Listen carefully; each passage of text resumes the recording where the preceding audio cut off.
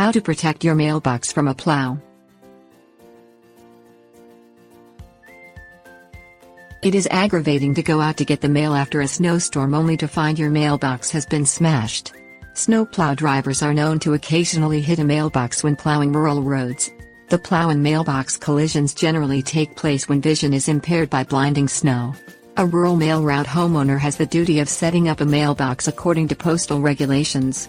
A free swinging pole or chain allows the mailbox to swing back and forth if the plow happens to hit it. Protect your residential mailbox from a plow during setup and maintenance. Things you'll need: mailbox kit, shovel or post hole digger, reflectors.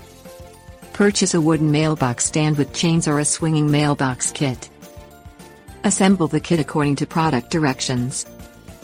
Mark a spot that is 6 to 8 inches in from the front of the curb or pavement edge on the right side of the road.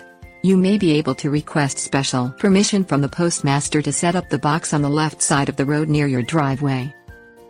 Dig a hole to sink the mailbox pole or stand into the ground with a shovel or a post hole digger. Set the mailbox stand in place. Secure the mailbox to the post according to product directions. The mailbox should be 41 to 45 inches from the ground, which enables the mail carrier to reach inside the container. Secure adhesive-backed reflectors or tape to the mailbox on each side. Shovel the mailbox out as soon as possible after a storm to keep the area clear. Tips: warnings. Mailboxes must be approved by the United States Postal Service. The rural carrier may refuse to deliver mail to you if the box is not up to standards.